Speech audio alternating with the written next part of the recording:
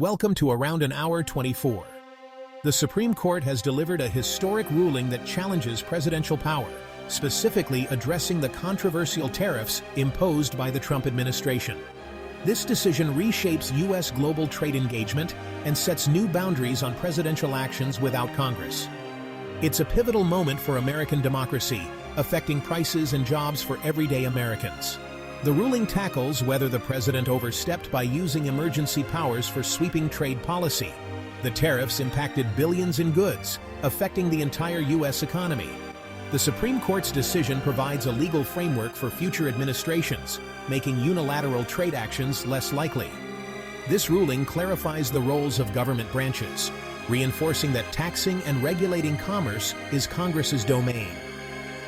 Future presidents will need to collaborate with Congress on major trade initiatives. It's a reminder of the checks and balances designed by the nation's founders. The implications touch everything from international relations to grocery costs. The public closely watched this case, as tariffs were a major Trump presidency policy. Supporters saw them as protective. Critics viewed them as a consumer tax. The Supreme Court had to look past politics to examine the law. This decision will echo through government halls, influencing future leaders. What were these tariffs that caused such a stir? Simply put, a tariff is a tax on imported goods. The Trump administration imposed these taxes on a wide range of products from various countries to make foreign goods more expensive. The goal was to encourage Americans to buy U.S.-made products, boosting manufacturing and jobs. The tariffs were central to the America First economic agenda, aimed at reducing the trade deficit. Controversy arose from how these tariffs were implemented. Instead of Congress setting taxes, President Trump used the International Emergency Economic Powers Act, IEEPA, from 1977. This law grants the president special powers for national emergencies. The administration declared trade deficits a threat, an unconventional use of the law. Tariffs ranged from 10% to 50% on goods like steel, electronics, and clothing, affecting the economy. Some industries welcomed protection, while others faced soaring costs. The broad tariffs led to retaliatory measures from other nations, sparking a trade war. This created uncertainty for businesses and farmers reliant on global markets. The use of emergency powers and resulting economic disruption set the stage for a legal battle. The legal challenge against the tariffs began in lower courts. Importers and businesses argued the president lacked the legal right to impose these taxes, claiming Congress alone holds this power. They contended the IEEPA was not meant for economic policy, but genuine national emergencies. A federal appeals court agreed, ruling the president exceeded his authority. Despite this, the tariffs remained as the Trump administration appealed to the Supreme Court.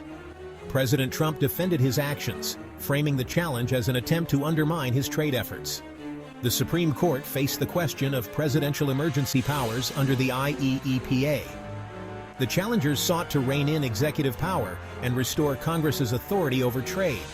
This legal fight tested the limits of presidential power in the modern era. The Trump administration defended its tariff policy, arguing the president's actions were legal and necessary. They claimed the IEEPA grants the president discretion to identify and respond to national threats.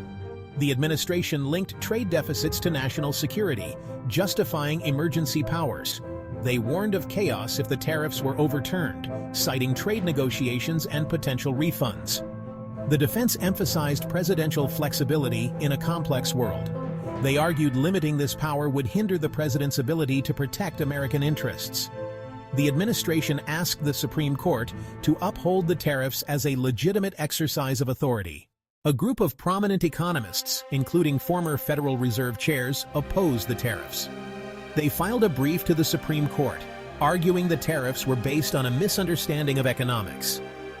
Trade deficits, they explained, are normal and not a national emergency.